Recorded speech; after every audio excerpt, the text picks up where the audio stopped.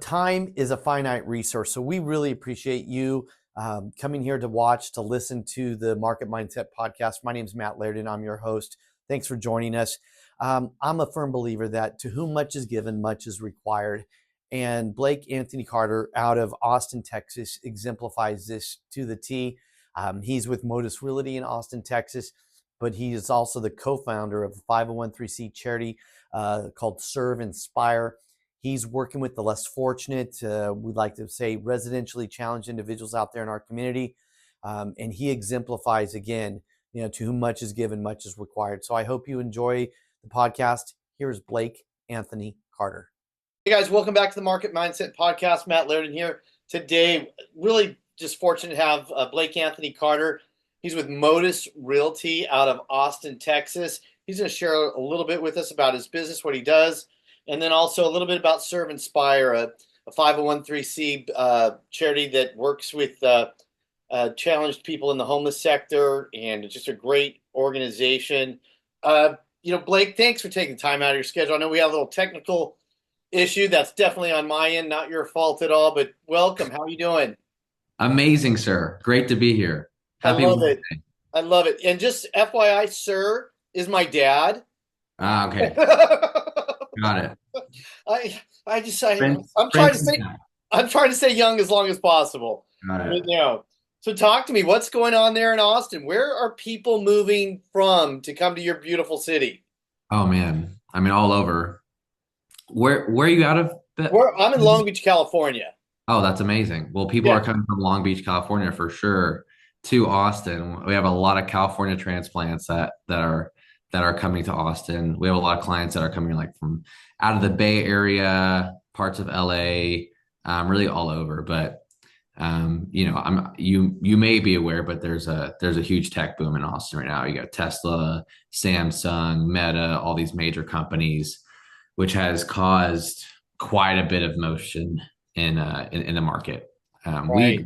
We specifically work with investors, Okay. and we work with the occasional home buyer, someone that wants to buy their first home or move up or something. But really, the far majority of our business is with investors, flippers, buy and hold investors, and really the far majority is with short-term rental investors. So we do a lot of Airbnb stuff. We have a lot of clients that are looking to do BRRRR investing into short-term rentals. We can get into it more, but we actually used to have a co-living company as well. So we used to help people buy and sell co-living properties, if you're familiar with that concept. Yeah. I love the investment side of the business. The BRRRR, as I recall, it's buy, rehabilitate, rent, refinance, repeat. Yep. Yeah, exactly. Yeah. And out here in California, I mean, the local city governments and everything like that, they're just really, you have to have these licenses, you have these permits, and then you get a tenant in there's for a week or a month, and there's all these issues. What's the business climate for, the short-term rentals there in Austin? It's pretty open. So the city of Austin used to have very strict short-term rental laws. Okay. Only certain people could get permits to operate short-term rentals, and the state of Texas actually recently overturned the city of Austin's restrictions that they had in place, saying that they were unconstitutional. Okay. A very similar thing happened in Dallas as well, and so now it's pretty much fair game for people that want to get a permit. Most any type of homeowner can apply and get a permit. You should just be primary homeowners that could use their place as like a second home or something. Right. And now it's pretty open. That's opened the so-called floodgates for a lot of investors that we work with that are buying these short-term rental properties. And it's also led into other avenues. We have a short-term rental management company. We have a whole ecosystem that we have. Yeah. No, can you hear me? I think we had a little tech glitch there. Can you hear me? I can hear you. Okay, perfect. So in the short-term rental market, and then you have an economic environment that's just booming with all these tech companies. I mean, and not everyone's moving there, but I bet you get a lot of, do you get a lot of business from corporate execs that come out and stay a little while? Don't want to lock down in a hotel, but yet have a friendly environment? Oh, big time, big time. on the east side of Austin right now is where a lot of the major tech hubs are at. So you have Tesla, you have Samsung, you have Dell, Apple, all these major companies are kind of on the east side of Austin. And Okay.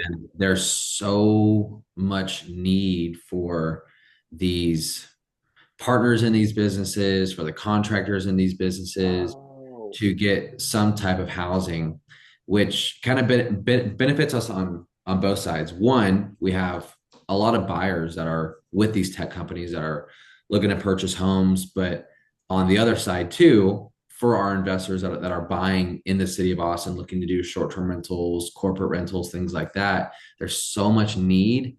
In fact, there's over 10 years of demand just with all the build out of some of the tech campuses that are coming out here right. for corporate rentals, and so it's a huge opportunity right now in Austin that people are taking advantage of. Yeah. I mean, I've been through Austin, haven't been. I was just back there visiting some family in Elgin, Texas, which is, I think, I don't know. I love it. Yeah, I love Texas. I mean, and the business incentives, and I mean, Texas is pulling a lot of business out of California. I Yeah. mean, if you hear Apple and Samsung and Tesla, you've got a great economic environment there. Yep. Describe a perfect transaction for me. Investor says, I want to get into this business. I want to get into the short-term rentals. Walk me through the steps. I come to you and I say, I've got X amount of dollars. Blake, help me here. I love the marketplace. You definitely sold me on it. How would we start? Yeah. I mean, we obviously have helped clients on a range of different type of investments, specifically for short-term rentals, especially from much less expensive properties in the $200,000 to $300,000 range, and upwards into the $3 million range as well for like very high level luxury properties. But the average deal that our clients are doing are it's about a 5 to 600K purchase price that they're going to be putting in about $100,000 into rehabbing and furnishing the property as a furnished rental. And then Okay. a lot of these properties are generating over $100,000 a year in gross revenue. In fact, like our minimum barrier to entry for kind of what we consider a good deal for some of our short-term rental investors is a 15% cash on cash minimum. And we Cash have, on cash. yep, annual cash on cash. Wow. Okay. Yeah. And then if you just did the math and you say you buy it for 500, you put 600 into it, and you're getting 100,000. I mean, I'm not the best at math, but was that I mean, I don't know. That's a cash So, 100,000 divided is 20. So it'd be like a 15, like, yeah, close 15%, before expenses, right. cash flow. I know we got started late here, so we got about 9 minutes left. Are these multifamily? Are these massive studio apartments? Are they Yeah. high rises, condos? I mean, what are you buying for that price point? Where are you getting your tenants, and what's the average lease In duration? that specific property type that I'm referencing, this is typically going to be a house that's above 2,000 square feet that we're building out additional bedrooms into, where we can Okay. get it up to like a 5+ bedroom. They typically have pools or some type of special outdoor amenity, and furnished, designed very well. And it's usually going to be outside of the main center of like the downtown of Austin, but they do extremely well. The nice thing about the short-term rental landscape of Austin is that you can be typically within like an hour of the city and still do very, very well as long as you have like a really awesome property. There's just Right. a lot of demand, Yeah. um, and there's not a huge supply issue either. And so, I mean, average length, like for our corporate rentals, because there's kind of a difference between your typical short-term rental and your mid-term rentals is what we call. Short-term rentals is essentially 30 days or less, where Okay. these programs are being booked on the weekend or a week at a time. And then you have the midterm rentals, like we call, that are essentially being booked on a monthly basis, 30, 60, 90 days. Average stay for those is about 74 days, and our average occupancy across the city of Austin is about 92%. So they do very well. For our corporate rentals, I mean, there's 3, 4, 5 bedroom houses that are getting $4, $5, $6,000 a month in rent. And these are houses that people are purchasing for 300, 400, Oh, $500,000. wow. And yeah, they're performing very, very well. It's a really, really cool niche. And there's, like I said, so much demand in Austin for these types of properties. Yeah. I mean, and yeah. So you have sort of a wide spectrum of, I mean, you've got corporate tenants, you got medium term rental. I mean, I come to Austin and I mean, who's a short term rental? Are they going there for the music scene? Are they coming there for is South by Southwest there? Yeah, yeah. Yeah. Southwest is here. There's a few different things. So one, Austin is the number two city in the country um for bachelor and bachelorette parties. What? Number two city in the country. Behind Vegas? Number one is Nashville, actually. Now in the Yeah, country. in the country. Yeah, Whoa. yeah. Okay. And then we are number one this year and last year in the amount of like national conferences and events and things like that in the city of Austin. So we have a huge convention center. So we have a lot of like annual events that come to Austin. So those are the majority of our short-term rental travelers is wedding parties or some type of corporate event travel. But Right. then we have obviously like the major festivals, all the music festivals that we have here, dance festivals, things like that people are coming for. Well, and as a hub, I mean, you've got some great airports, close by. I mean, it's centrally located, obviously, sort of just right in the middle. I mean, so it'd be a great place to have, if you went to school in Arkansas or whatever, and you want all your college buddies to come to your bachelor party, and they're all dispersed throughout the United States. Texas is just a great little location with I mean, an amazing culture, a widely diversified, music scene is what I remember. Yeah. And then, then business wise, I mean, Austin is the full package. Uh, Austin's awesome. It's kind of the place where people in Texas travel to also. Like okay. if you live in Dallas or you live in San Antonio or really like any other area in Texas, Austin's kind of the fun place for people in Texas to go and travel to. Okay. I mean, here in Southern California, if we want to get away, we go out to Palm Springs, we might go down to San Diego, and I'm in the LA area. We might, a lot of times, San Francisco, Napa. So Right. that might be the equivalent of our San Francisco, Napa, San Diego, Palm Springs, the desert area. Absolutely. Yeah.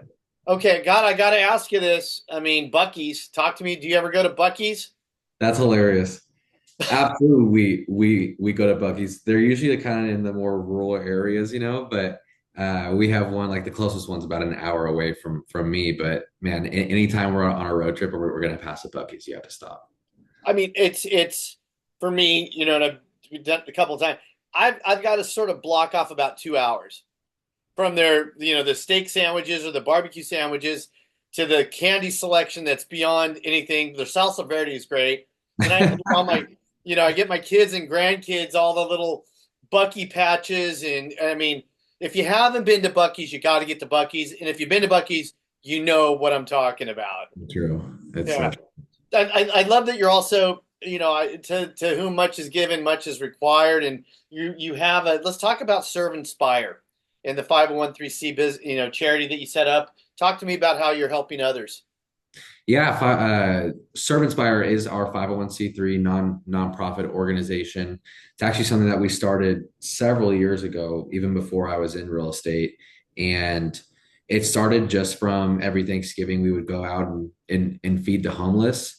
And that grew into friends coming and helping us do that, to throwing several events a year to go and feed the homeless, to that then growing into providing the homeless with supplies and things that they need to be able to survive, and into now we're working into more advanced measures and raising money to be able to offer mental health and rehabilitation support into the homeless. So it's kind of been an ever growing thing, and homelessness is something that I myself have been passionate about my entire life. It's an organization that I actually started alongside my mom, and it's been kind of Okay. cool to see it grow. Yeah. I mean, it's definitely an issue out here in Southern California. I'm involved in a couple different charities, but food scarcity, homelessness, recovery, mental health advocate for individuals.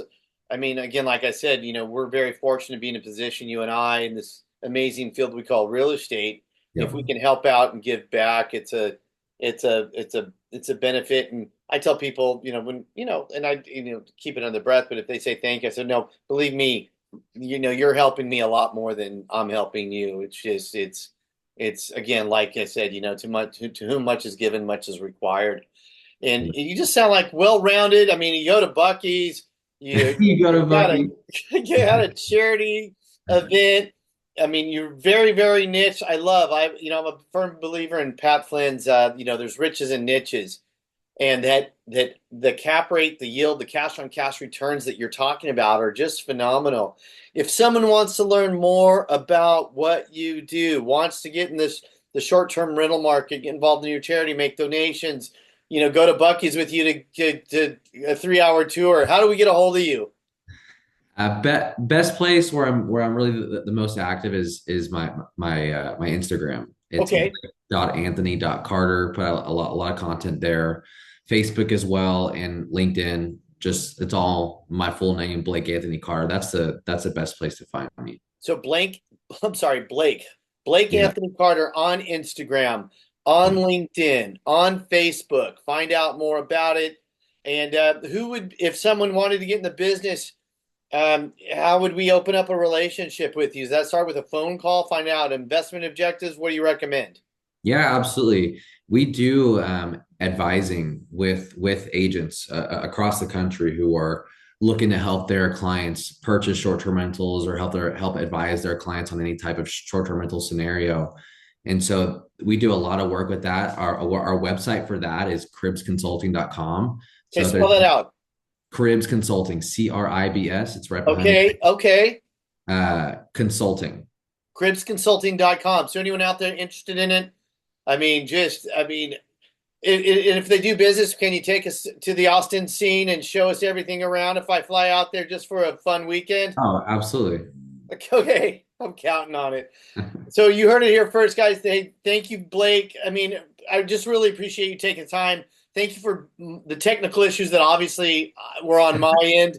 You sort of coached me through that and guided me. I really appreciate it. I can't wait to circle up. And I'm telling you, if you hear a knock on your door, that means Matt's in Austin, and we are going to go, see the town and show Sounds us good. around and show us some of your rentals. I love it. All right. Take care, Austin. Thank you very much. I'm not Austin, Blake. I got Austin on the mind. Blake, thank you so much. Thank you, Matt. Take care. Have an awesome day.